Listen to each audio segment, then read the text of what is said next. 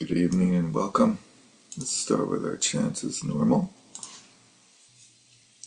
In order that all sentient beings may attain Buddhahood, from my heart I take refuge in the three jewels. In order that all sentient beings may attain Buddhahood, from my heart I take refuge in the three jewels.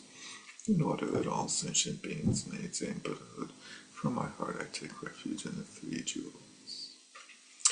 Whatever the virtues of the many fields of knowledge, all our steps on the path of omniscience, may these arise in a clear mirror of intellect. O Manjushri, please accomplish this.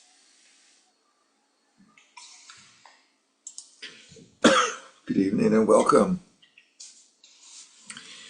So tonight we have a final class here on this idea of how to understand these two seemingly divergent presentations about the nature of reality, that by the Madhyamaka, the Great Middle Way, and that by the Yogacarans, or the Chittamatra.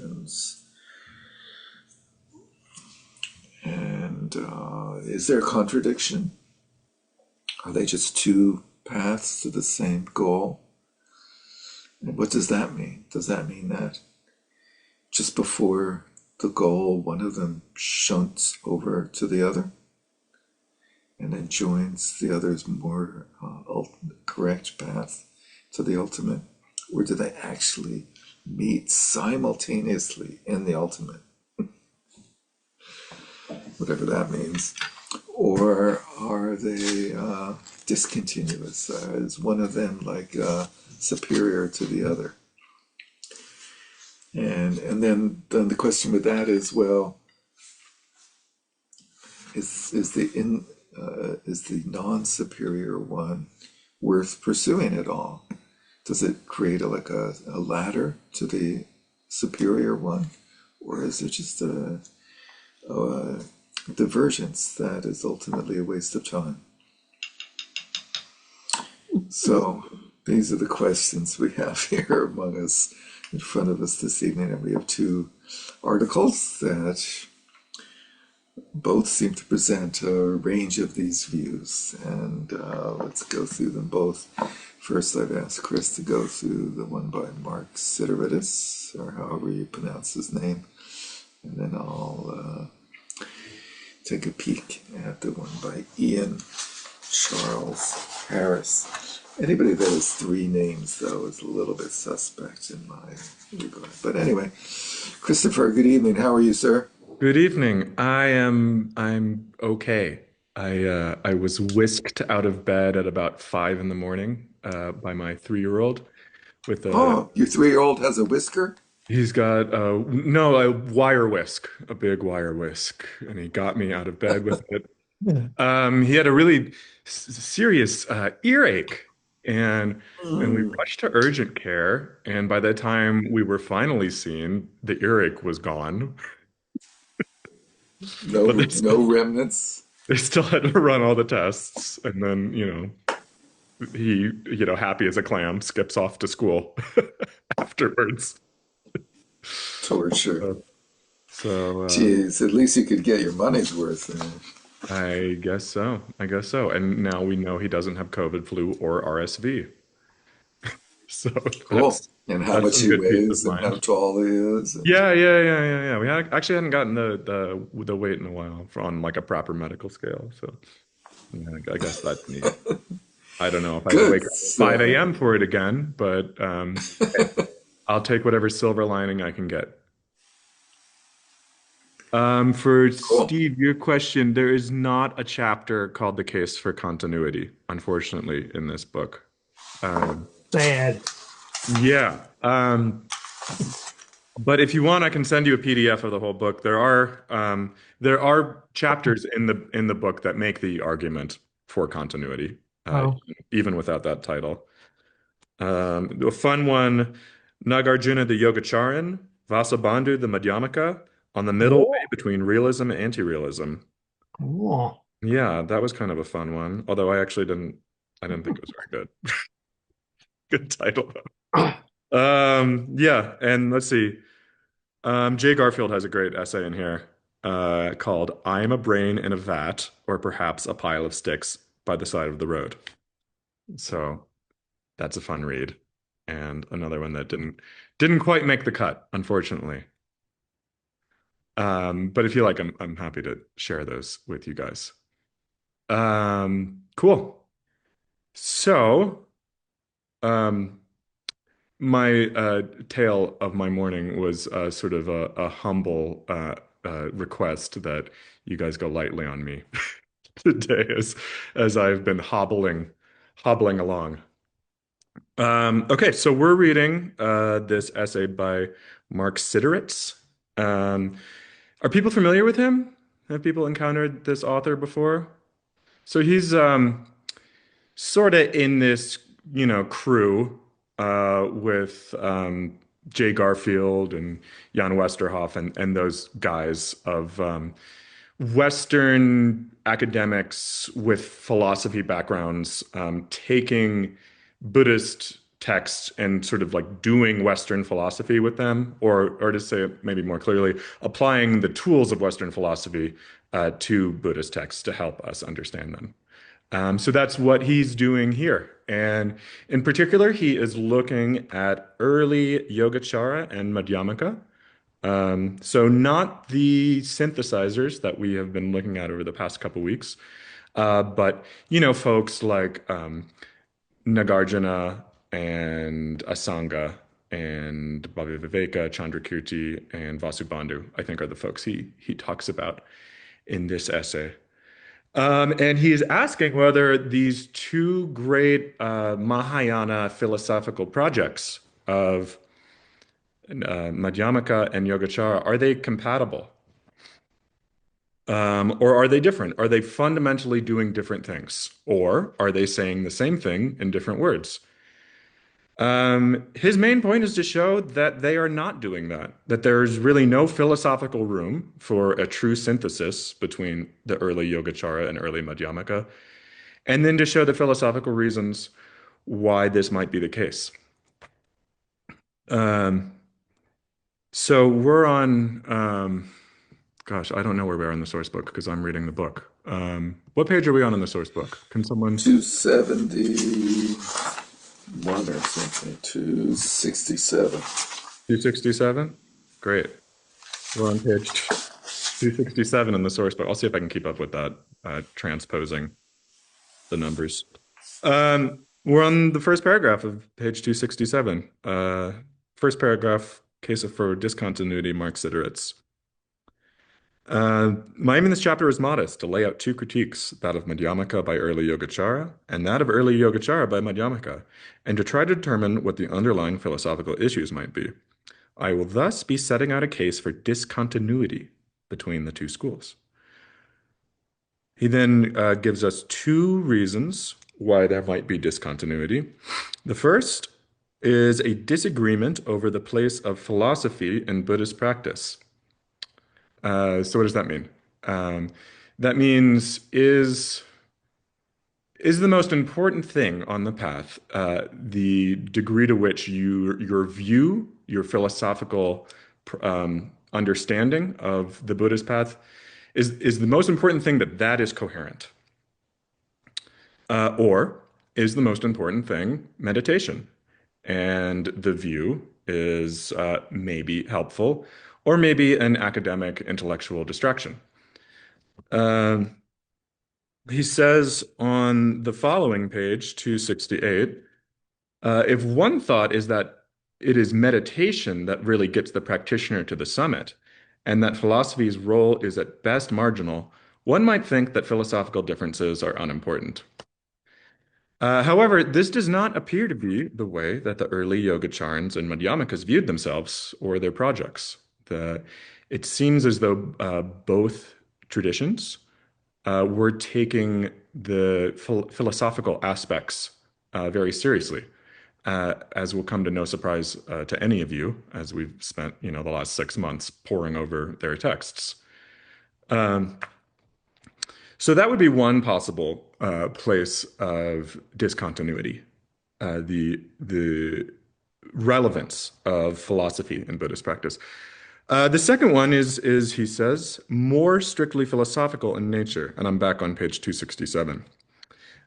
Disagreement over the prospects for a coherent global anti-realism. Okay, so what does global anti-realism mean?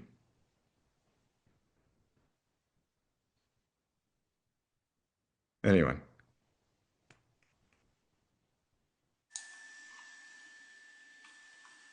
It means that everybody on the earth agrees that the other people are wrong. I knew when you unmuted, that's how it was gonna go. So okay. Let's start with Chris Stone. Yeah, I was thinking it was more that mind only that we're all delusional. Isn't that what it's saying? So I take global anti-realism to just be a concise way of summarizing the Madhyamaka uh, project, the Madhyamaka conclusion. That okay, so let's start with anti-realism. That nothing is real. Realism is the belief that there are real things out there in the world. Anti-realism is the abandonment of that belief, perhaps we could say. The not quite the belief that there are no true things out in the world, no real things out in the world, but an undermining of the question of realness to begin with. Okay, so that's anti-realism. Oh, it's no, And no swababa. no swabhava. Thank you. And then global, meaning it applies to everything. Not just mind, not just matter, not just truth, true statements, but no swabhava to be found under any rocks you might look. So the disagreement over the prospect for a coherent global anti-realism. I think the question here is whether or not a global anti-realism um, makes any sense. Is it just nihilism, or is there a reasonable position that might be possible with that doesn't revert into nihilism? And we're going to have sort of a lengthy conversation about nihilism, uh, specifically as a critique the Yogacharans applied to Vanyamaka later on. So then he stakes his claim. Uh, the question before us is, and again, I'm on page 267 still, second paragraph. The question before us is whether Yogacara and Madhyamaka are rivals or allies. I take the first answer, rivals, to amount to the claim that there cannot be a real synthesis of the core doctrines of the two schools. That it is not the case that the two schools are really saying the same thing, only in different words. I shall call this the discontinuity thesis, and I'm going to look at some evidence bearing on whether it is true. The reader will no doubt be familiar with what may be called standard issue Indian inclusivism. We're all familiar with standard issue Indian inclusivism, right? So that is, which has it that practitioners of different schools reach the same summit via different paths, but only because the many paths converge on a single path short of the summit. And that single path is the continuation of the path preferred by the proponents of the inclusivism in question. So if I am a Madhyamakan proposing a synthesis of Yogacara and Madhyamaka, uh, I would say something along the lines of, yes, Yogacara is correct because at the very summit of Yogacara, it meets up with Madhyamaka, my school. And if I'm a Yogacharan saying the opposite, I would say Madhyamaka is correct because it meets up with Yogacara at the summit. And what Mark Sideritz is going to do is show that basically any effort to make these two schools synthesize with one another falls subject to that sort of dynamic, which he says does not amount to true continuity, a true synthesis, but is really one school at the last during the last act submitting to the other. Um, so um, yeah, okay, so we're going to move on to the following page, which is going to be 268, a case for continuity. And he begins by showing these two authors who think that there is a substantial philosophical continuity between the two schools, Ian Harris and Gadjin Nagao. Um, so I'm just going to read this first paragraph. It is sometimes claimed the gap between Yogacara and Madhyamaka is unbridgeable, given that the former affirms the existence of an inexpressible ultimate, while the latter unequivocally rejects all metaphysical views. Harris and Nagao both demur. Harris takes Madhyamaka to accept an, quote, ontologically indeterminate realm that exists as a, quote, flux of mutually conditioned processes. That seems to be a description of what? Flux of mutually conditioned processes. Interdependent origination. Cool. Yeah, dependent origination. Thank you. Nagao similarly understands Madhyamaka to hold the view that, quote, true reality is fundamentally relative relationship itself. So, according to these authors, both schools do, after all, affirm an inexpressible ultimate. The schools disagree about the relatively superficial matter of how one might come to apprehend it. By realizing the non-dual nature of consciousness, that's right, the Yogacara approach, or by using dialectic to bring an end to conceptualization. That's the Madhyamaka approach. I was thinking about that term that we came across in our class last week, apophatic. Anyone remember that? So there's these two words, and they pop up sometimes in sort of the scholarship around Buddhist philosophy. Apophatic versus cataphatic approaches to the ultimate. And these are sort of loaner words from Christian theology. So if you look them up, you'll get all sorts of, Bible stuff. But I think they're helpful, specifically in this context. So the apophatic approach is the approach that says that the ultimate can only be indicated using negative negativity, so to speak, by cutting down, and this is the Madhyamaka approach, right? By cutting down anything that might be taken to be real, that which is ultimately real is sort of exposed, is uncovered.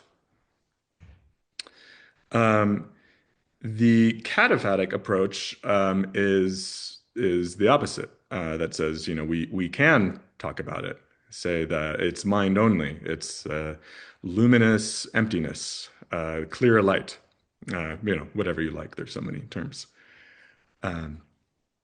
So those are two approaches that we could say, if we accept that Madhyamaka and Yogacara are both affirming an inexpressible ultimate, those are sort of the different strategies by which they might be doing so.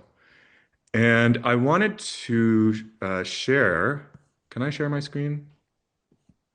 I think I can. Oh, there's Mark. Hey, Mark. I was trying to figure out where he was. I read he was at the University of Kyoto, which sounded kind of interesting. Anyway, here is a little block quote that we encountered last semester in the introduction to Chandrakirti by what's that guy with the German name, Derek? Jam? No, Something not about the jam. other German guy. Um, Oh, Padmakara. Brunholzl. No. The Padmakara turned Wolfston Fletcher. Wolfstone. Wolfston. Okay, so this is Wolfston from his introduction to Chandrakirti, and I will read it. A perception of the limitations of thought may seem, as we have said, a sorry conclusion to the philosophical enterprise, until one notices that the implications for the mind that reaches this conclusion are immense. The very fact that the discovery is possible points to something beyond the ordinary intellect. To realize by thought that there is an ultimate truth that is not the object of thought is no ordinary finding. It is not just the negative conclusion of dialectical analysis, but the discovery of a wholly new dimension in the mind itself. When the mind realizes emptiness, it overcomes the subject-object dichotomy. It does not just break through the appearances that conceal the ultimate status of phenomena, it also penetrates the veils of mental construction that had concealed its own true nature and had made the misperception of phenomena possible. When the true nature of phenomena is discovered, the mind's nature also stands revealed. For the realization of emptiness is the experience of non-dual wisdom. Looked at from this point of view, the final outcome of Madhyamaka analysis is not a negative, but a profoundly positive experience.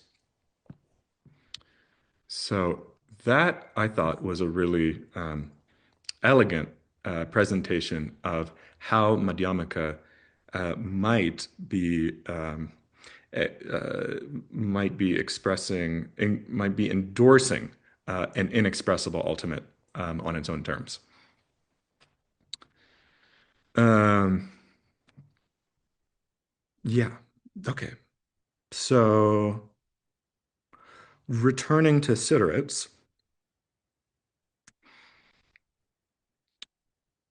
um, I'm just in that kind of the second half of that uh, paragraph, a case for continuity. So, according to these authors, both schools do, after all, affirm an inexpressible ultimate. The schools disagree about the relatively superficial matters of how one might come to apprehend it, by realizing the non-dual nature of consciousness or by using a dialectic to bring an end to conceptualization. Indeed, one can imagine a Gita-style rapprochement according to which Madhyamaka and Yogacara are merely two yogas appropriate for persons of different temperaments. This reconciliation is effected by taking the Madhyamaka critique of dharmas to be aimed at establishing that because no dependent originated entity has a determined nature of its own, ultimately everything is connected to everything else. Um, we may call this the Indra's net reading of Madhyamaka. Does anyone know Indra's net? Do we know that one? Cynthia. It's this notion of like all these, it's sort of like little nodes uh, interconnected, I guess, throughout the entire universe or something like that. So it's the imagery of interconnectedness. Maybe there's Cool. more. Yes, yes, yeah, exactly. So Indra was said to have this net, and at each kind of like junction, there was a jewel in it, Oh, and each jewel reflected every other jewel in the net. And this was adopted sort of famously by the Hao Yan school in China to endorse a metaphysical picture in which every like all phenomena is connected with every single other phenomena, and sort of like a really strong view of interdependence. Um, I'm not sure I agree that this is necessarily um, what the Madhyamakas were going for. I think uh, a truer reading of Madhyamaka is just that any one thing has to be connected to some other thing, not that it needs to be connected to every other thing. But that's sort of besides the point. or that Um, phrase at the beginning about the flux, that's probably more Madhyamakan even, where you're not even like talking about precise things. yeah, yeah. I mean, it's it's sort of unavoidable to express this idea, talking about nodes and things. But of course, that's sort of a betrayal of Madhyamaka already. Um, because you're picking the single blade of grass out of the field. Right. So like a tantric thread, the thread connects one to another. Ultimately, it's going to keep stringing through, but it's not like they're all reflecting, like the whole thing is reflecting each other. It's more like a string. Yeah, could be. And it could be some things are connected to many things, and other things are connected to fewer things. We'll we'll let the bodhisattvas on the various bhumis sort out the logistics for us. Um, since conceptualization works by way of discrimination, it would then follow that the ultimate nature of reality is inexpressible. Okay, right? Even though we've just talked about it as being nodes, we've also just concluded that that's just a handy way of speaking, and that ultimately it's inexpressible. And since there can be no grounds for distinguishing among varieties of inexpressible ultimates, we are invited to conclude that the disagreement with Yogacara is merely nominal. Yeah. So Yogacara arrives at an inexpressible ultimate by way of Chittamatra and non-dual perception of some kind. Uh, the Madhyamikas arrive at inexpressible ultimate by way of deconstructing conceptuality. But since we can't say anything about one, we can't make any distinctions between one inexpressible ultimate and another, right? Because they're inexpressible. Um, it would appear that they're leading to the same place. He then goes on to describe the Yogacara route to the inexpressible ultimate, which, sure, let's just go through it quickly. In that next paragraph, the role of the denial of an external world, right? Chittamatra. The role of the denial of an external world I take to be twofold. One, demonstrating that the world is thoroughly mistaken in its understanding of the nature of reality, thereby making more plausible the key Buddhist tenet that everyone might be misled about the reality of an I. And two, extirpating the sense of an inner subjective realm by refuting the external world by contrast with which it is defined. So that's something that we encountered in Dharmakirti and elsewhere, I believe. That if the notion of the external world is deconstructed, shown to be logically incomprehensible, then the internal world comes with it. Insofar as the internal world is only made sensible by contrast with an outer world, leading the practitioner to recognition of some sort of non-dual state, which is neither internal nor external. Um, One might wonder if the resulting view is appropriately called an idealism, given that the reality it affirms is beyond all conceptualization. But the view has it that the last best thing to be said about reality before kicking away the ladder is that it is mind only. Surely idealism is a less misleading characterization than others might have imagined. So the what's being expressed here is that yes, the Yogacharans appear to make a move leading to an emphasis on mind only, but that is only on the way to the recognition of a non-dual, an inexpressible ultimate. It's just to use the same the metaphor, a different route to the same mountaintop that the Madhyamikans take. Okay, so then he set this up, and now he's about to tell us why it doesn't work. So Siddharth says, the reconciliation proposed by Harrison Nagao was actually a clear case of standard issue inclusivism. It works by privileging this Yogacara view that there is an ultimate nature of reality that fully enlightened beings correctly apprehend, and we unenlightened folk get hopelessly wrong. This comes out quite clear when Harris says that it is the own that if this is, this comes out quite clearly when Harris says that it is only if this is what Madhyamikas also say that they can escape the charge of nihilism. So if the Madhyamikas are not affirming that inexpressible ultimate, so says Harris, they are descending into nihilism. As we will see, Sideritz does not agree with that assessment. One will find this charge threatening only if one takes seriously the idea that there is an ultimate nature of reality, how things are anyway. Yogacharans clearly do, but Madhyamikas do not. Madhyamikas do say that because everything exists, originates in dependence on causes and conditions, all things are empty, i.e., devoid of intrinsic natures. But this is also said to entail that ultimately nothing whatever originates. If nothing whatever originates, it cannot be that things originate in relations to mutual interdependence. So either Madhyamikas are nihilists, as Yogacaras say, or they are in some other line of work than that of saying something about the ultimate nature of reality, or saying that nothing can be said about it. Cool. What line of work might that be?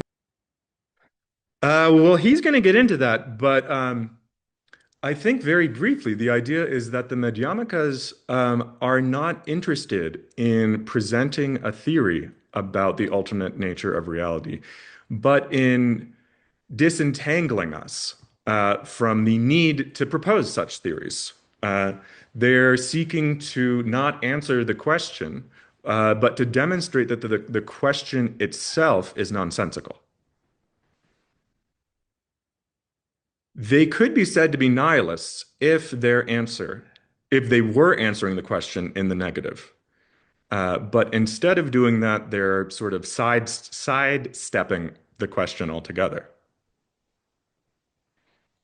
So they're not they're not trying to show what is the true way things are. They're trying to show that the question, what is the true way things are, is incomprehensible. So it's not that they're ignorant and apathetic, but that they're avoidant. You got it.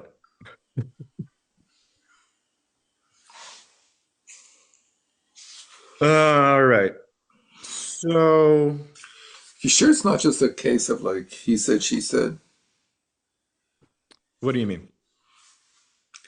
They're all just like Dago, Nagao says this, Nagayo, however you say his name, Harris says this, Siderit says this. It's just like all this name calling, like calling people out, and like you said this then, and why, I have it on tape that you said this, and Yeah. therefore you're wrong. Therefore you're wrong because you said that back in the second grade. Well, I mean, I think like you're kind of getting at what Sideritz opens with as the first possible site of discontinuity of yeah, how important is all this philosophizing anyway? You know, um, for the Yogacharans, it might be said that their view is that the point is to realize certain things in meditation practice, and that those certain things are ineffable and carry with them a strong sense of their own veridicality. You know, you sit on the cushion and you have this experience and you know that it's true, and attempts to describe it sort of only get in the way of that experience. The Madhyamikans have a different approach, right, of using reason to undermine, uh, certain mistaken convictions that we have, and because of that, they need to be really, really precise about their philosophy, since that much more so than meditation, is the mechanism by which mistaken beliefs are revealed. Does that make sense?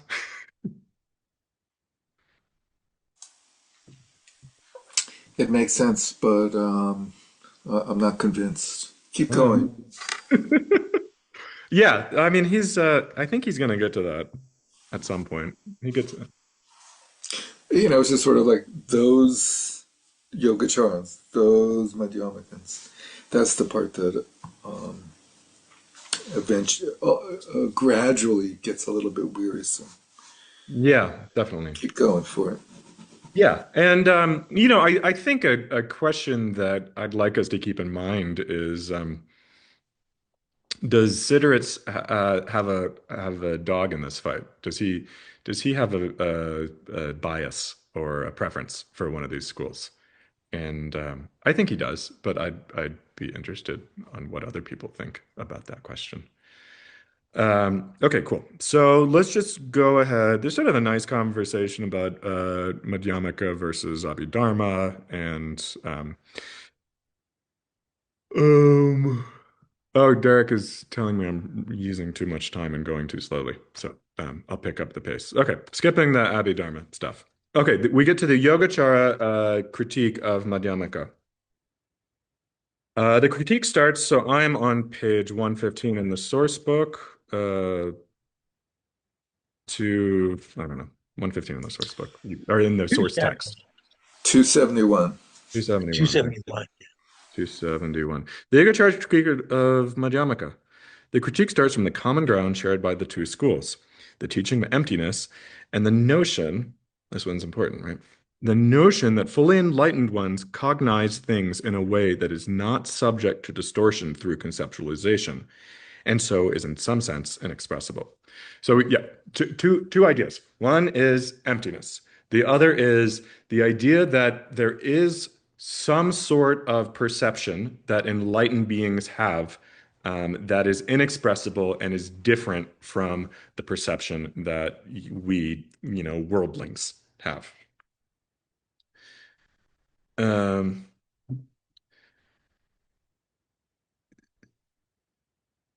the immediate question for Yogacara is how to interpret the first of the two, emptiness. In the earliest strata of the Prajnaparamita literature, emptiness is expounded as being devoid of swabhava. And this is how Madhyamaka understands it from the outset. But Asanga says that emptiness is a difficult doctrine requiring explication. The Yogacara doctrine of Tri Swabhava is, of course, the explication he has in mind. It is meant to yield a non-nihilist understanding of emptiness, while simultaneously providing a place for an inexpressible ultimate that can be the object of the Buddha's cognition. Um, the Madhyamaka understanding of emptiness does neither. It entails that everything is a conceptual fiction, having the same ontological status as the chariot and the column of ants. Remember the chariot? This is said by the Yogacaran to be incoherent, since in the absence of real things, the conceptual fiction is groundless and so equally unreal. This means, of course, that there is nothing for fully enlightened beings' cognition to be distinctly about, save perhaps the single fact that nothing exists.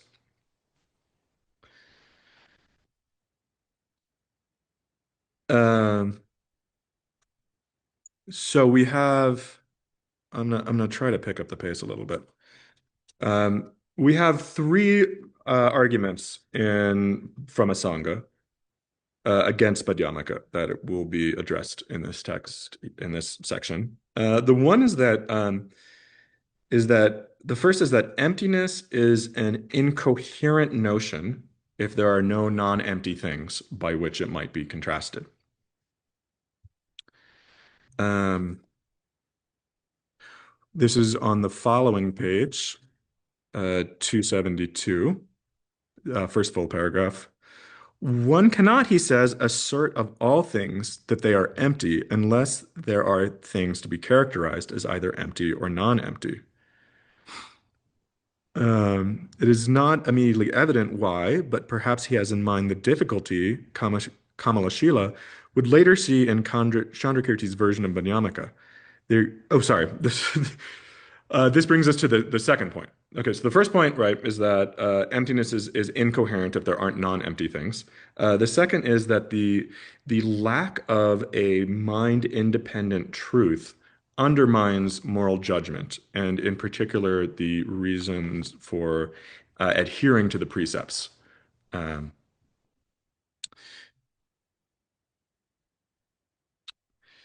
Perhaps he has in mind the difficulty Kamalashila would later see in Chandrakirti's version of Madhyamaka. There can be no grounds for criticizing conventionally established practices. One would then have no recourse save to accept what the world generally says, and the world does not insist that the precepts be followed. Right? Of course, the similar thing to this occurred in the development of Western philosophy. Uh, I forget. I forget who said it, but one of the existentialists, if there is no God, then all things are permitted. If you know, so the idea is that it is the reality of the world that grounds our ethics. But if there's no world, then there's no reliable base for ethical behavior. This appeal to normative consequence suggests that the real issue is the nature of truth. Uh, and this is sort of a definition of terms that is helpful. Again, I shall use the term realist about truth is someone who holds that the truth of a true statement is a property that that statement has independent of our attitudes and of the conventions we use in expressing and grasping it. And an anti-realist about truth denies that the truth of a true statement could be this sort of mind-independent property. So for a realist, things are true because they correspond to things in the world. For an anti-realist, there's no world for things to correspond to, and so the prospects are for truth feel sort of dim. Um,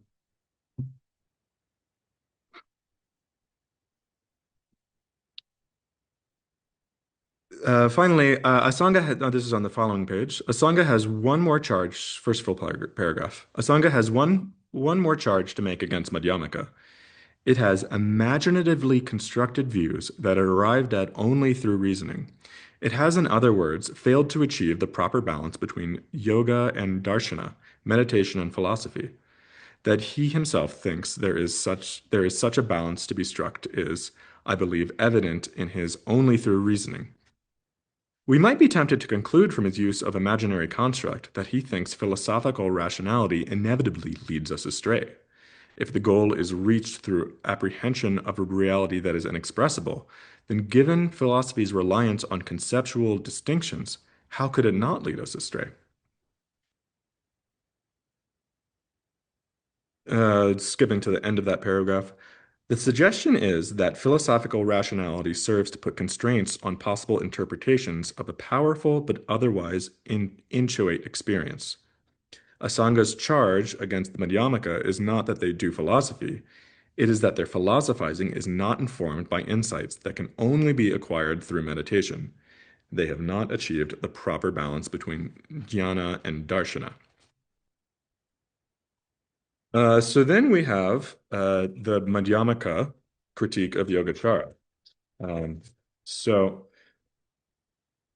there is something of anachronism here because he's going to be using Nagarjuna to respond to many of these points, who of course predates the Yogacara authors. But that's fine. So Nagarjuna's anticipates Asanga's first argument, and that first argument is that emptiness is incoherent if there are no non-empty things. That emptiness like left needs right, emptiness needs non-emptiness to be a coherent notion. So say Asanga. Nagarjuna anticipates this by denying that emptiness is a characteristic that could apply to things, like left could apply to things, long versus short could apply to things. Emptiness is not such a characteristic, uh, but is instead the wholesale rejection of a view of the view of truth from which metaphysical theorizing emerges. It's not that emptiness is a quality, but instead that emptiness is the abandonment of true qualities altogether.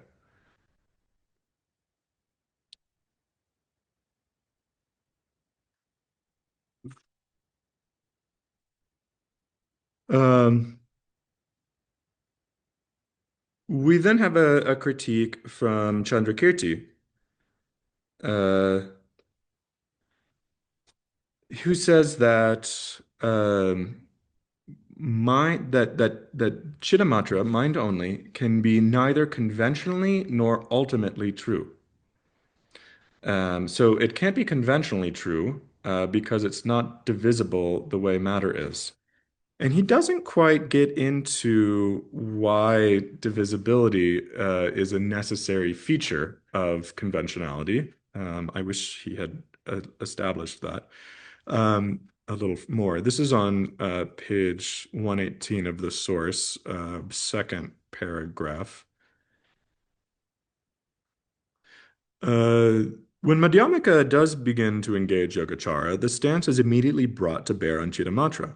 Thus, in his commentary on the Katusataka, Chandrakirti welcomes Dharmapala's arguments against the ultimate reality of corporeal elements, rupa dharmas, matter, but claims that there are equally powerful arguments against the ultimate reality of mental events as well. Bhavaveka goes further. First, he rejects the standard infinite divisibility argument for Chittamatra on the grounds that it overlooks the conventional distinction between an aggregate and a combination. So, uh, within the Abhidharma, we have notions of the dharmas and the conglomerations. And it appears that Bhaviveka is making the criticism that that sort of dynamic can't apply to Chittamatra, so that Chittamatra is in some ways not comprehensible as a relative, as a description of the relative. Um, I'm not sure I buy it. And if Yogacara holds the nature of the ultimately real is inexpressible, then it cannot be said to have the nature of the mental. Okay, this is sort of a more interesting one.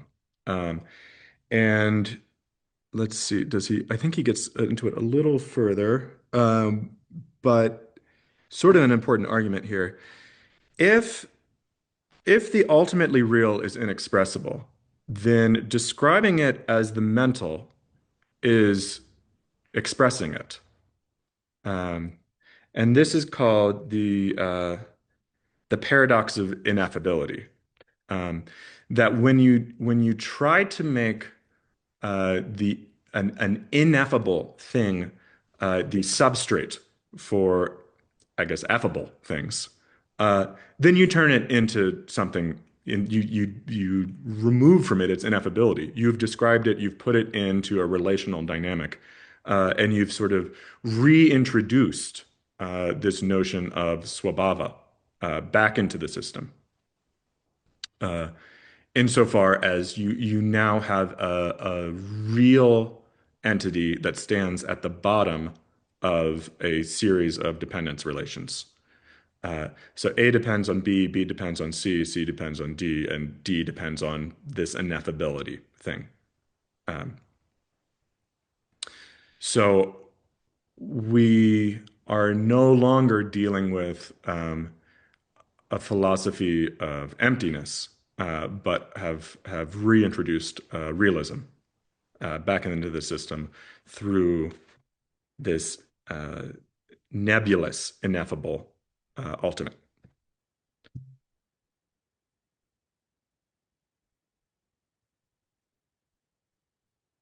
Um,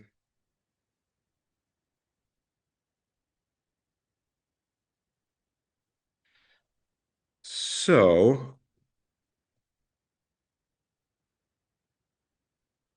I think I just want to kind of jump to the end here, given that those arguments are fairly strong. And I'm on sorts page 122, the case for discontinuity. The point at issue in the dispute between Yogacara and Madhyamaka are deep and difficult. It is hard to know what to make of global anti-realism about truth. It is likewise difficult to see how to get around the paradox of ineffability. I shall not attempt to resolve any of these issues here. So he's presenting what he thinks are the two strongest arguments against either school. One is the difficulty of having sort of coherentness within the foundationalist presentation of Madhyamaka, how to make statements that are true in the relative. And we came across this when we talked about relative truth in Chandrakirti, and that it's sort of, you're sort of forced, it would appear, to settle for a real superficial account of the relative, of sort of the relative world is simply what conventionality of the day uh, presents to you. Um, and it's hard to know how we might have a more robust um, sort of specialized knowledge and conversations about relative truth within a strictly Madhyamaka context. And then so that's on the Madhyamaka side, and then on the Yogacara side, that argument that I just mentioned, the paradox of ineffability. This weird system where you try to link up um, real, specifically characterized, tangible things with some sort of ineffable substrate without compromising the ineffability. Seems difficult that that would work. I should not attempt to resolve any of these issues here. Our job was just to see if the apparent gap between the two schools is indeed unbridgeable. Given my reading of early Yogacara and Madhyamaka, it is. Attempts at reconciliation must follow the time-worn strategy of inclusivism. And given the philosophical differences between the schools, that will inevitably involve either subordinating one to the other or refusing to take their philosophical practices seriously. And in fact, both sides have their own form of inclusivism. There's, there being schools of Mahayana may make their inclusivism inevitable, but the summits they propound look quite different.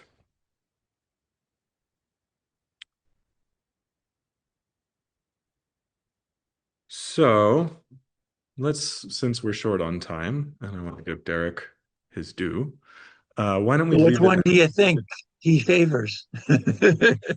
I think he favors Madhyamaka. I do.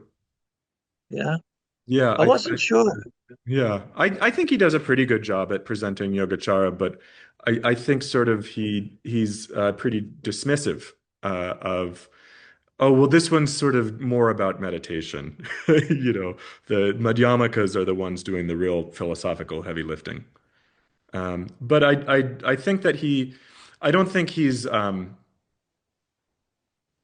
like a member of a lineage defending its own practices out of, devotion and faith. I think he's approaching this really as a philosopher and analyzing the arguments. And I think he thinks Madhyamaka comes out on top. Yeah, that I noticed. He's definitely philosophical arguments Mhm. on it, which makes it hard to follow at some points. Yeah, yeah. Yeah, any other thoughts about this? Is anyone convinced that there is no bridging these two traditions? I think Morgan is.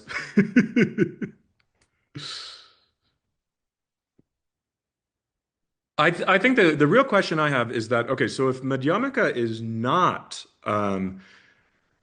proposing, gesturing at indirectly a inexpressible ultimate, um, that sort of picture that Wollstone Fletcher painted for us, if Madhyamaka is not doing that, what do Buddhas perceive? Is it just have they simply just emptied out mistaken perceptions and their experience is, I don't know, just a vast spaciousness of non-confusion? Or is there something more?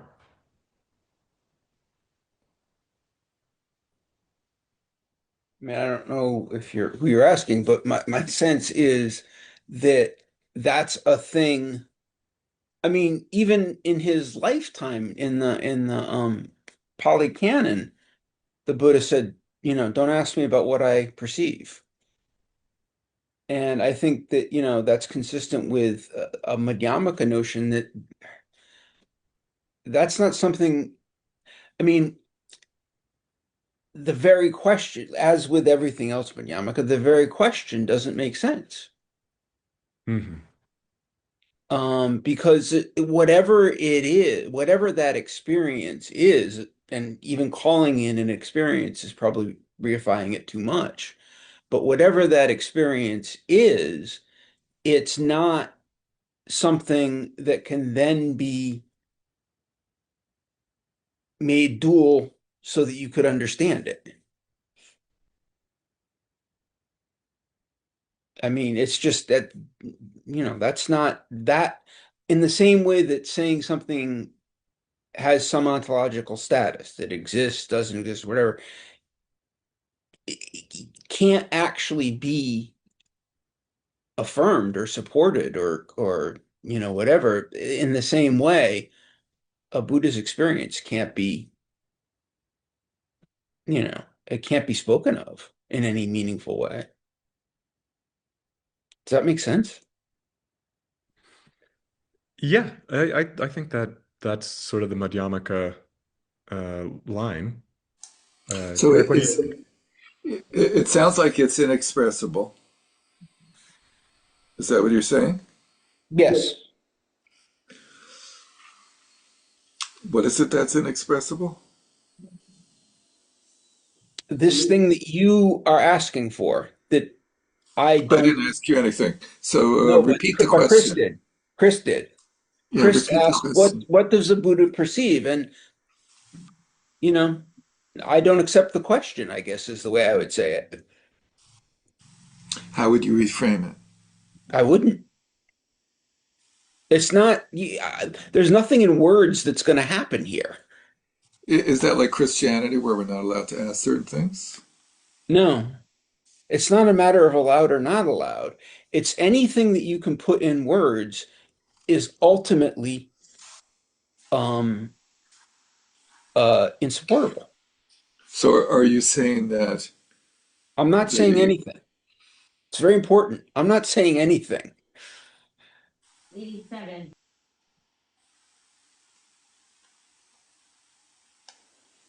But actually, at the that beginning of what you were saying, you did note the fact that the Buddha also said, don't ask this question. So when you're saying, is it a question that's not supposed to be asked? It sounds like it was, in a sense, that, There's nothing skillful in asking or answering it, I think is what he's right, saying. it's useless, I presume, is that Yeah. there's no answer, so don't bother to, let's not waste our Well, time. not that there's no question. Not that there's no answer. There's no question. and so let's stop asking the question, but talk about why asking it is not helpful. That's still asking a question. That's not getting anywhere.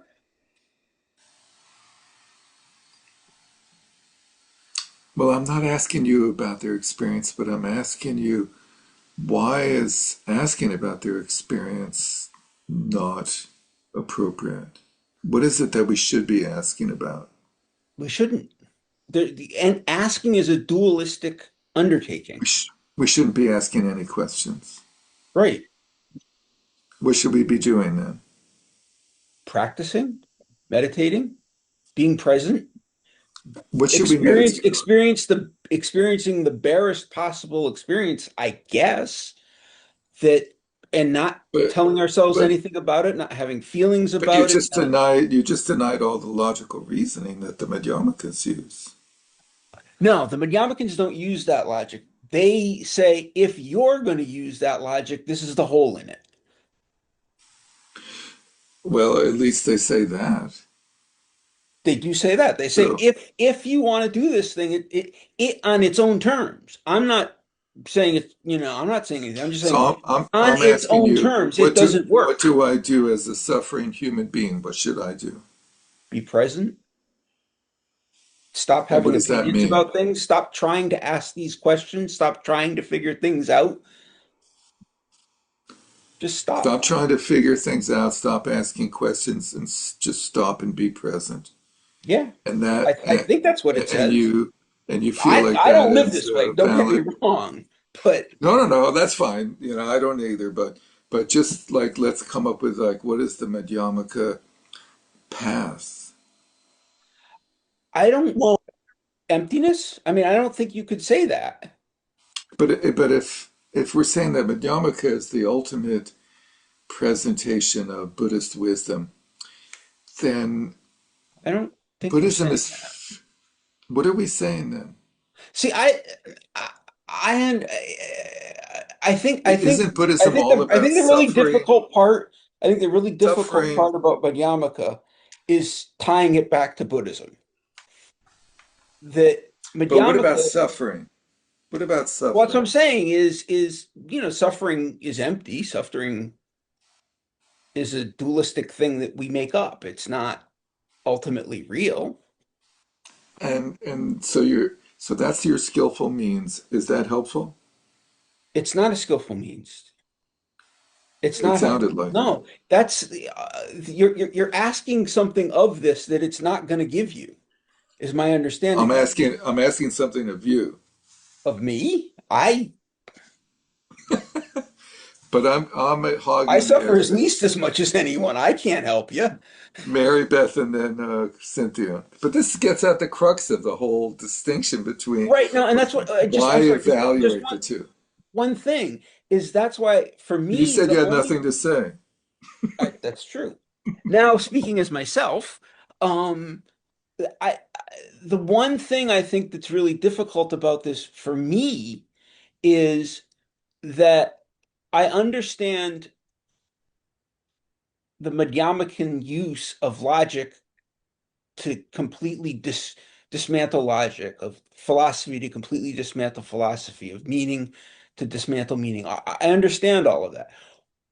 What is difficult for me to figure out is that first little bit before the Karikas, where Nagarjuna prostrates or whatever he does to the Buddha. And you know, I don't know how to account for that. You know, Is it just that preface, or does he not talk about the Buddha anywhere else in the whole text? I, What about I don't nirvana? remember. I've been trying to go back and read through it. I don't remember. But aren't we saying? And sorry to keep hogging the space here, but aren't you and I?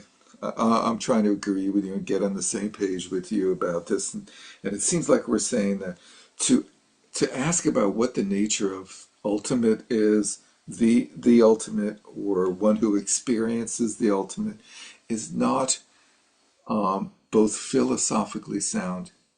It doesn't make any sense, nor is it helpful for relieving my suffering. Right. Yeah. But what is helpful? Mary Beth. I to figure out how like how I like why do I suffer? How do I suffer? What is it that I am attached to? How am I attached to it? Something about undermining that the things that I'm attached to are not real helps me suffer less. So I feel like it's not maybe so much the question like, how did the Buddha not suffer, but how is it that I am suffering somehow? Is a better question. I can answer that question. I can see Yeah, what I'm that's attached more to, more why helpful. why I think it's real, why it's mine. That There's a story little about bit the of it. watch at the store that you don't care when it gets dropped until it's yours. And then all of a sudden you care that it got dropped. Like, why? That's a question I can examine. And then it's helpful to sort of examine that. But part of what you were saying gets into the same murkiness is you were saying that you're attached to things that are not real. And I'm not quite sure what that means. Well, maybe it's not, it's that idea about I'm attached to it when I think it's mine, but when I don't think it's mine, I'm not so attached to it. So, like, what is that? What is So that more about the question? attachment than the it. It's more about the attachment than the it. Is that what you said? Yeah. Yeah. Yeah. Yeah. Okay. I think also, I mean, it's about grasping. Like, I think the intensity with which people are like, well, no, I want to know what the Buddha experience is. I want to know how this works. I want to know if there is an ultimate or not. That's grasping. And we feel it real intensely. And It, it it's like and there's that's this the cause, idea that right there is the cause of our cause the suffering. suffering. It's like when many of us get into Buddhism, we have this feeling like, oh, if I can just understand what the ultimate reality is, then that will pull me towards it and help me loosen my grips on all of this stuff that's causing me suffering. If I can just understand what the ultimate is. Does it seem Yeah, I that mean, it's way? almost like you have to, if you're going to take this from me, you have to give me something else. Right. Right. You have to, if all of this is illusory and unreal and empty, then give me something to like compel me, to lead me along the path. But I do think Uh, that this is a sort of a path distinction rather than a view distinction. Saying it's not helpful to think about what the content of a Buddha's meditation, because it turns into a goodie that you're trying to get that can be distracting. That's a skillful means question. It's a whether there is any content to a Buddha's cognition is sort of a philosophical question that is different from that question. Well, I think from the Yamaka perspective, there's two objections to that. One is, like you said, it's not, what do you get the answer. What are you going to do with that? What are you going to do with that question? But the other thing is that question is nonsensical. That's a view thing. And I think I that think to the the question extent, is uh, nonsensical only if experience is inherently dualistic. If the view can account for non-dual experience, mhm. then it is a question that makes sense. No, because Once a Buddha has emptied himself of dualistic views, what is the nature of the non-dual experience that he has? And you can say that we can't express it, but that's a different question than saying, well, it doesn't exist. right. And I think, but what I'm saying is that from a Madhyamaka perspective, I don't think they propose either answer. Because asking a question is fundamentally dualistic. It's saying, tell me something about that thing that's over there that I'm not actually experiencing. That's dualistic. If you actually it also experience it, you don't have the question. And if you have the question, you're not experiencing it. it also makes this assumption that philosophy has utility. It Hmm. serves a function. So does the view serve a function in Buddhist path? Morgan, Gosh, I what's your sure hope so. what do you say, Morgan? Been Does the spending a view lot of Well, time on it, haven't we? I mean, if it performs a function, then it's a real thing. I think that the practical function of Madhyamaka, insofar as I can posit one, is that as you go along, trying to just be present and not tell yourself all these other stories, every time you run into an instance where you're not doing that, Madhyamaka makes it clear that that's what you're not, what's happening. You know, So there's anytime you no say, point you know in what, I have a cultivating the question. view. Somebody needs to tell me this. Somebody needs to explain this to me. I need to understand this. I want to learn this. I want to make advances on the path. Anytime you're saying that to yourself, you're not being present and you're not practicing. So basically, let go of any attempt to cultivate a more and more subtle understanding of our existence. Yes. I think, and that reflects, like I said, like I have said, I've been spending time with the Zen folks, and that seems to be their approach as far as I understand it. That's what I was about to say. You sound like the Maho Wang Shang, whatever his name, Maho Wang Shang, the Zen guy. And I don't think Nagarjuna would agree with that. He seems to be very interested in cultivating correct understanding. Well, in the Karikas or in other things that are attributed to him. In the Karikas, he doesn't say, like, okay, I'll give you one verse, don't think. No, he just points out all the different ways that we could grasp at something. Everything Why? that we could grasp at. Why does he go Be- on and on over and Because over be, again? because there's so many different ways that we can do that, and we have to be reminded of all of them. Reminding us of all of them gets us involved in all of them. It would be much more powerful if he just said, go back to verse one. Don't think of any of them. Well, verse one is only about cause and effect. There, you could still get attached to emptiness. You could get attached to the Buddha. You could get attached to the path. You can get attached to all these things. He's You Isn't could it grasp at clearly, important all to of them. know how we do that and that we do that? Isn't important? Isn't it important to look at all the ways that we are attached to things and are grasping at things?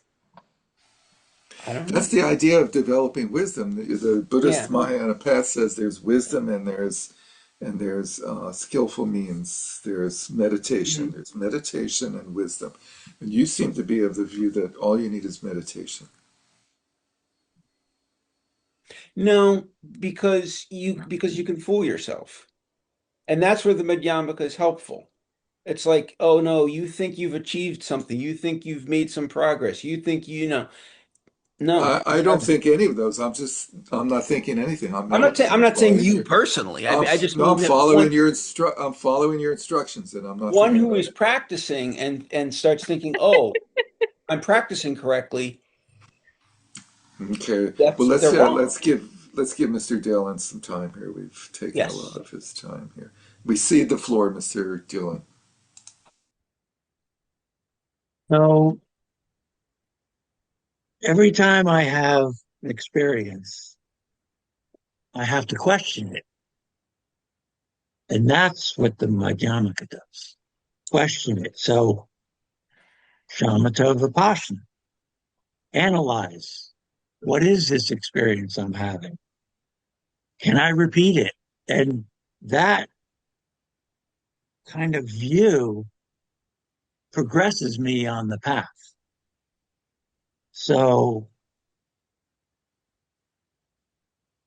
I guess you could say I'm striving for an ultimate, but I'm not really I'm striving for an experience that then informs me about the world. One of those aspects, suffering. Do I see suffering more clearly? Do I see how others suffer? And again, questioning, am I seeing that clearly? And yeah, I can't say, is that coming from the meditation or the analysis? I can't. It's like it's a back and forth. The kind of like the dialectic. Yeah, that's so, and it is hard, like saying, describe these things. So in meditation, soon as I can describe it, it takes me out of the experience. But then I still have to go back and try and describe it because it informs me about the experiences I'm having. So if we're trying to get beyond a conceptual experience, conceptuality, can conceptuality ever be helpful in going beyond itself? Well, yeah, how would you know what you're trying to go beyond if you didn't have it? I mean, Oh, I'm not saying not have it, but not whether you use it or not. Can you actually use it effectively to go beyond yourself?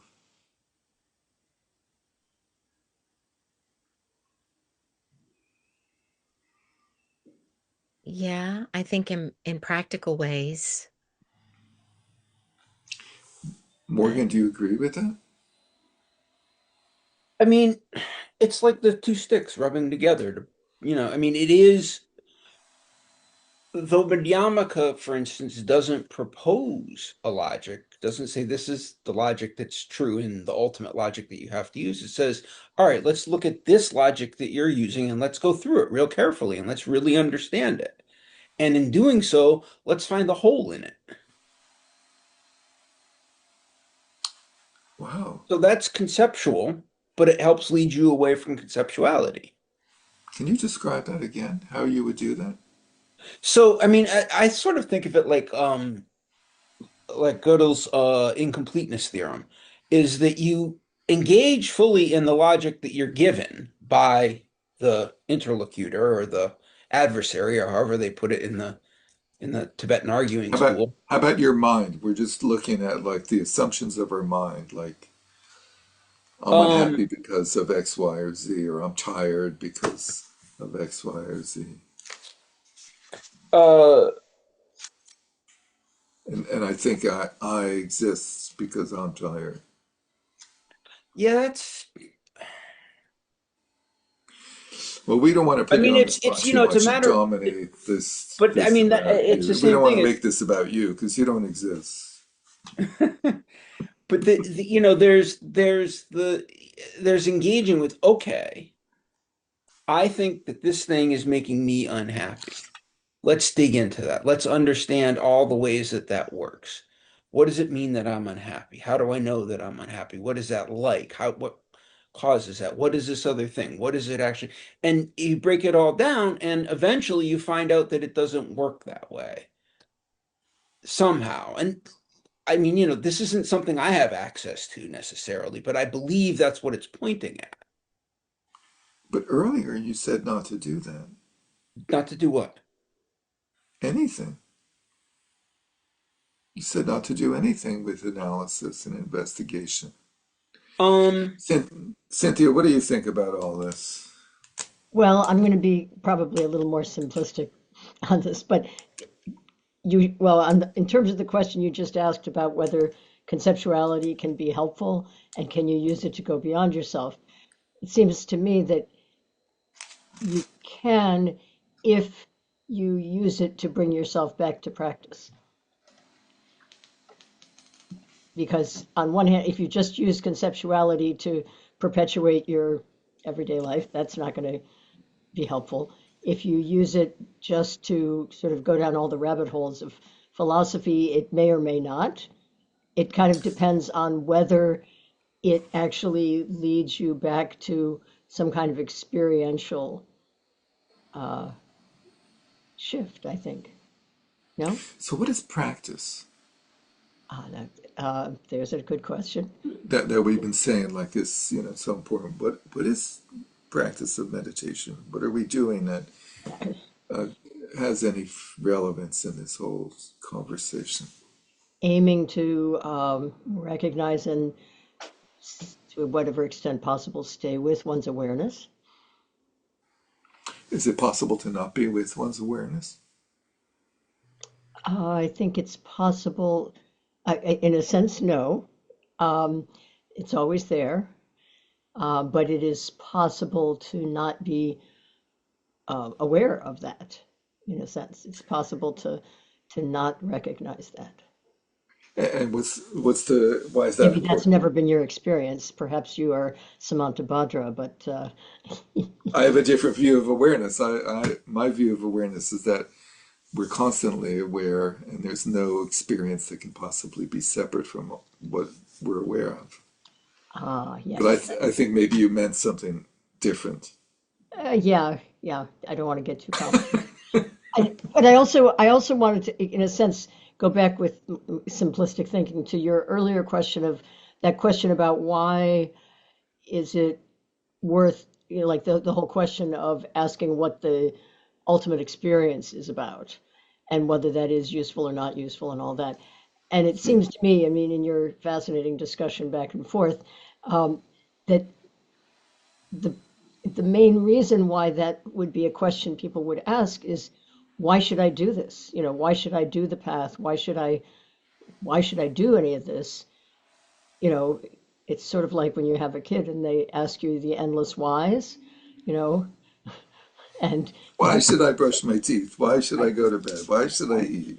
why is the sky blue? Why is there air? Whatever it might be, all these wonderful questions that are somewhat unanswerable, but or the basic ones like you're describing. So in a sense, it seems like it's like why do people ask that kind of question? It's because they want to know in Yeah. a sense, what's the end game? Why are you all meditating? Oh, we're trying to become Buddhas. I Why? What's so cool What's a about a Buddha? Buddha? Yeah, Yeah. what's a Buddha? What What's does a that mean? Buddha? I think there's What's on more the to it page? than just the kind of carrot of, the goodie that gets you moving along. Um, That's like the beginning point, right? well, So actually, I where don't do we I go don't know from if it's the there? beginning point. And I want to go back to what you just said, Derek, about, well, awareness is always with you and you could never be separated from it. I think probably everyone in this Zoom room had some pretty heavy duty, profound experiences very early on when they first got sat down on the meditation cushion that got you hooked. And that's why you kept showing up. And that's why, however many decades later, you're still here.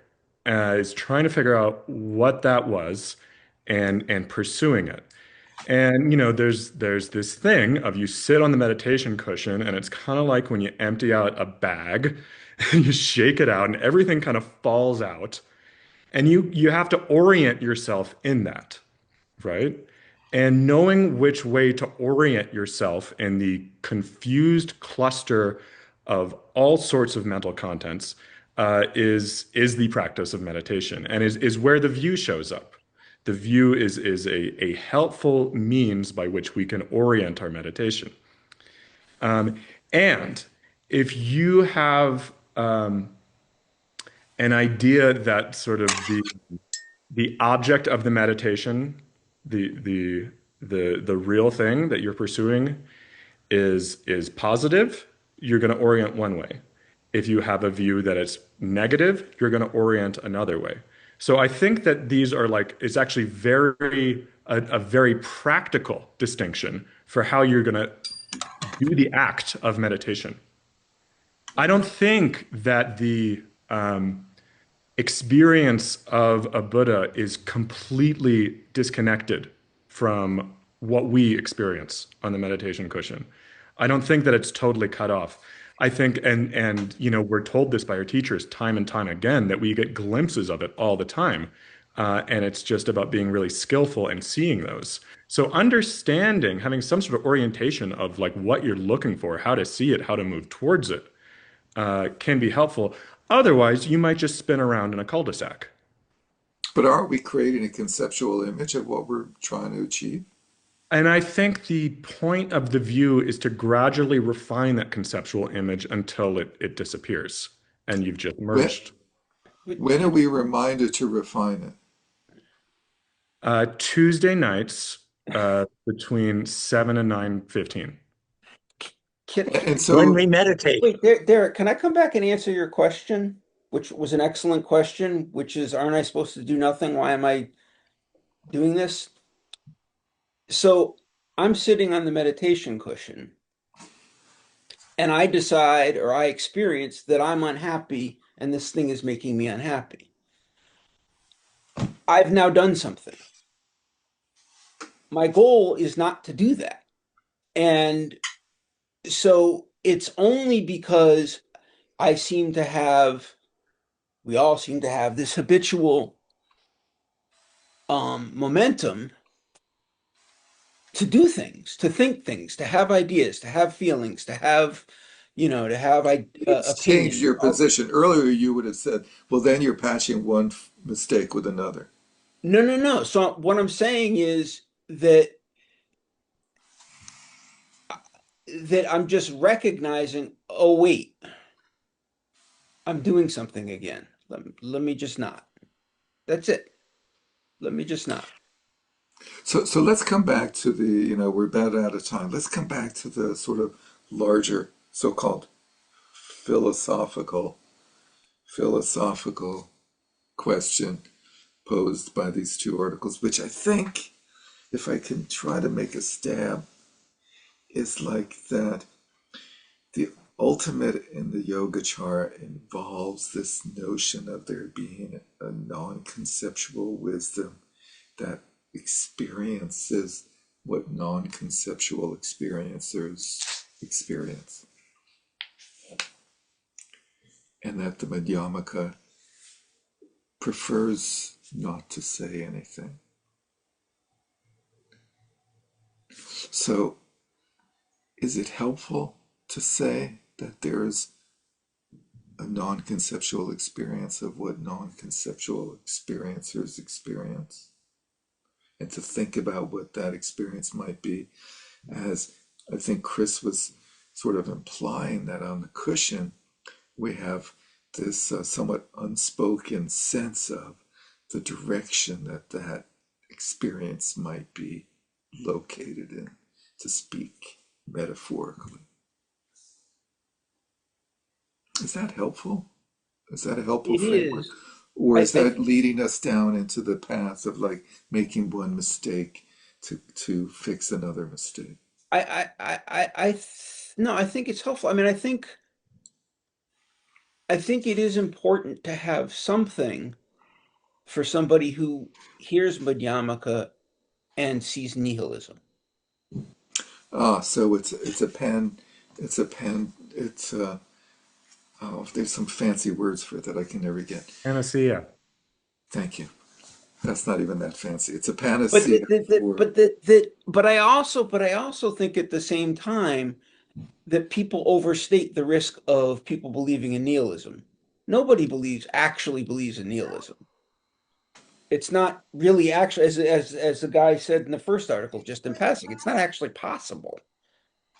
I mean, as a Buddhist teacher once said, the belief in nihilism is believing that nothing exists except for me, which, so it's really when people start going down that path, it's worth, or they say they believe that there's nothing or they don't believe in anything or whatever, it's worth investigating and figuring out what that actually is, but it's probably not nihilism.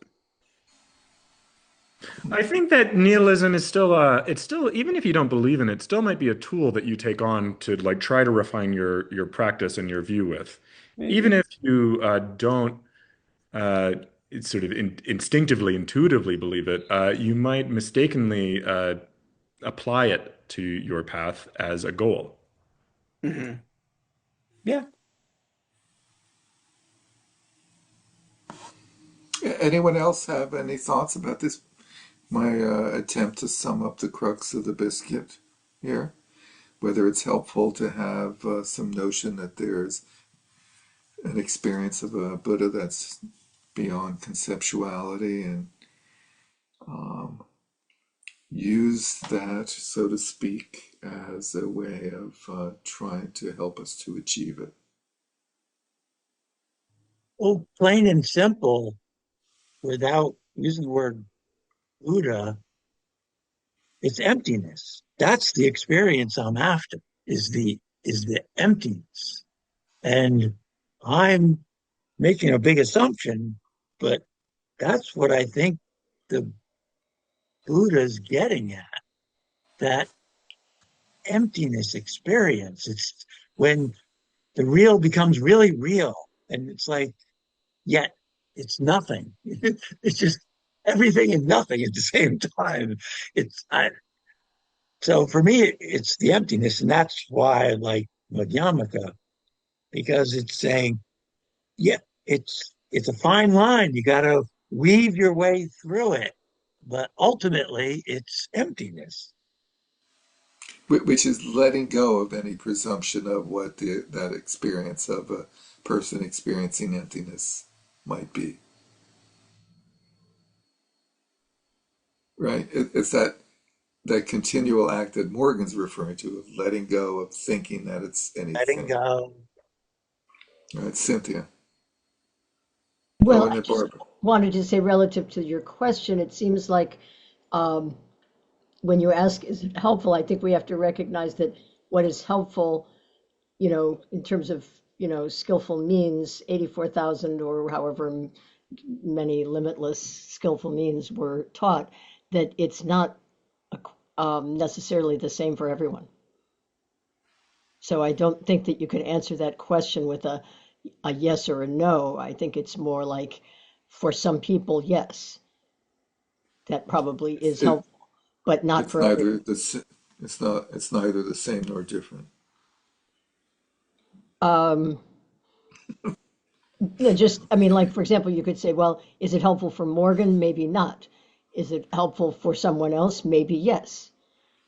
I'm just saying that, the reason why there were multiple skillful means, different ways of things being taught, I presume that's why.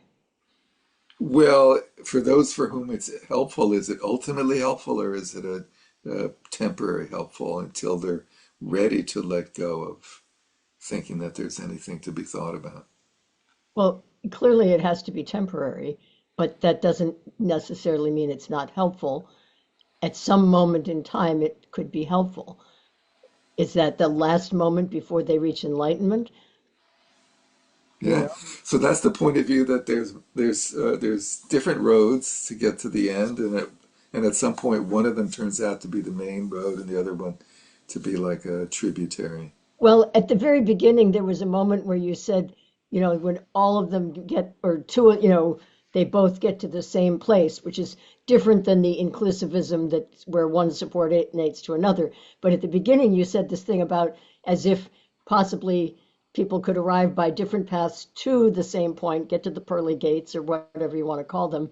And I thought at that moment, I was thinking, that's funny. One would look at the other and say, how the hell did you How get here? did you get her? That's great. Barbara, thank you, Cynthia. I just had this thought about nihilism and emptiness. I don't think it has anything to do with emptiness at all. It's something that people who don't know about Buddhism tend to say, because I think nihilism is closer to materialism, and emptiness is that whole discussion is I think Buddhists all have aspirations and values and things they care about all the time. And the subject of emptiness is about seems more just the word that can't possibly describe what it is. And I think we've had this discussion about other words, Yeah, the emptiness that wouldn't make other people think it was nihilism.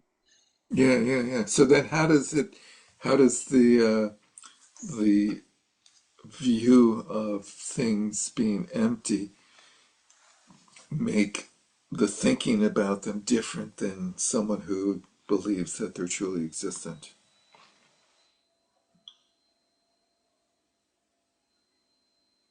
Mm. Mm. I wonder if that gets back to what Chris showed on the screen. Do you want to end? Maybe we could end with you giving us what's the purport of that verse that you shared with us, Chris? Why did you share that with The us? Wollstone Fletcher that I screen shared. Oh, Um, I would love to see that, but you put yeah. on the Garcena's statement. Oh, sorry, the Nagarjuna on that I shared on the chat. I'd love to see the Wollstone though again. Well, Show I us. was just sharing the Nagarjuna statement as what I thought was sort of the closest to him expressing a view and why a view should be cultivated. Whatever is dependently arisen, that is explained to be emptiness. That being a dependent designation is itself the middle way. Something that is not dependently arisen, such a thing does not exist. Therefore, a non-empty thing does not exist. This is something of a positive statement. Because they're things. Because they're things. This is not. Do you This realize is that from the that's a way chapter on of the Four Noble translating it? Truths, But you which, realize that's a way of translating it, which is not universally accepted. yeah, well, we, And that's part of the whole crux of the issue of, like, is emptiness a quality of that's possessed by a thing? And your buddy Sidoritas went through that in some detail. right, of You should course. talk to him about that. Show us the Wollstone Fletcher. Yeah, I'll show the Wollstone Fletcher again. While he's doing that, actually, I have a question that related to what you were just saying, Derek, which is that somewhere in the readings, and I don't remember exactly All where, right, I let me. got the feeling that they were talking about that. I wasn't sure if they were talking about that sort of more Golukpa style of thinking about emptiness, where you leave the thing in place while it's empty, but you still leave the thing there. Is that correct? Did you notice that in the readings? Well, he was blaming it more on the logicians, the epistemologists. Yeah, I'm not saying that he mentioned Galukbas, but it reminded me Right. of that issue, and so I wanted to figure out, Exactly. is it the Yeah. same? Is it the It's same very issue? similar, they deny it, but it is very much similar, let's say. And some people, like me, Palm, say it's the same thing. And it's sort of ironic that the Gelugpas who proclaim the Prasangika to have the true Prasangika use logic to the extent that they do, employ logic and rely on it, and talk about emptiness as the object of an enlightened one of yogic direct perception, and that it performs a function of liberating. So we'll get to that eventually. Chris, show us Wollstone. Yeah, he actually has a really good one on that very topic. Oh, perfect, Um, perfect. Here it is. You read it to us. A perception of the limitations of thought may seem, as we have said, a sorry conclusion to the philosophical enterprise, until one notices that the implications for the mind that reaches this conclusion are immense. The very fact that the discovery is possible points to something beyond the ordinary intellect. To realize by Isn't thought, isn't that isn't that where he just crossed the line between Yoga Madhyamaka and Yoga Nagarjuna? Like he was with that's Nagarjuna. what Sidderitz would say. I don't think And Sidderitz would Morgan, endorse that's what Wollstone Morgan, Fletcher's point of view he here. would they would have checked out on that line. Yeah, Okay. yeah, he's back Pointing. to Who's Kyoto. pointing where? I don't know, pointing. Okay, but anyway. Can you do the German accent, maybe? No, you wouldn't. You want that. Okay, keep going, sorry. The very fact that the discovery is possible points to something beyond the ordinary intellect. To realize by thought that there is an ultimate truth that is not the object of thought is no ordinary finding. It is not just the negative conclusion of dialectical analysis, but also the discovery of a wholly new dimension in the mind itself. When the mind realizes emptiness, it overcomes the subject-object dichotomy.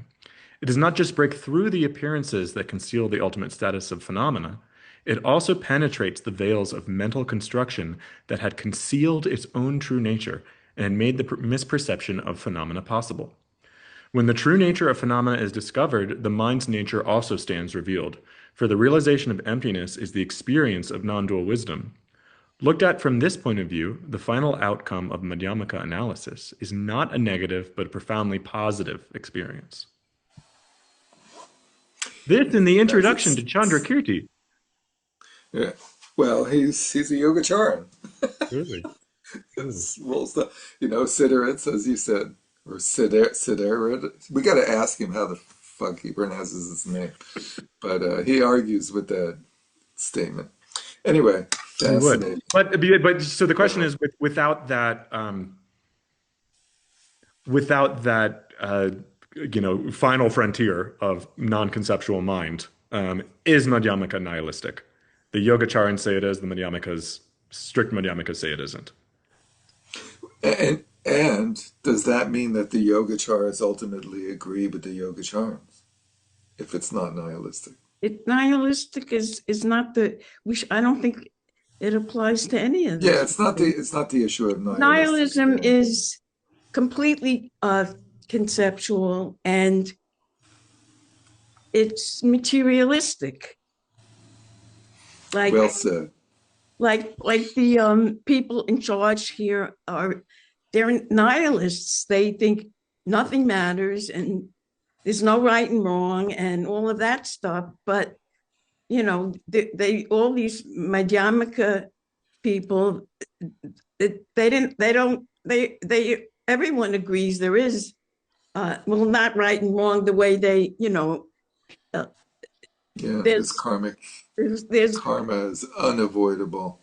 You say it for me, Derek, but Yeah. you know what I mean. Like, that there's a right mind, right. There's something to strive the for. right is definitely wrong. So on that note, let us conclude. And next week we dive into the whole scale, interesting world of Buddha nature. And if the Yogacara ruffled your feathers, buckle up. Yeah, really. Morgan, you're gonna have to have a couple of shots of rum or something beforehand.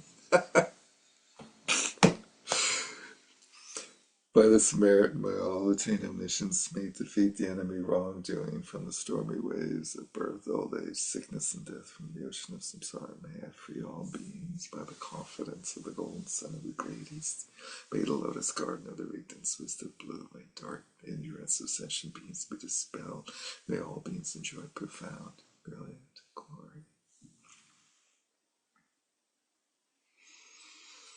And it seems that Debbie and Neil have the actual pure view because they didn't say anything the whole time. Oh, I almost did. Just like the Mama Kirti. So close.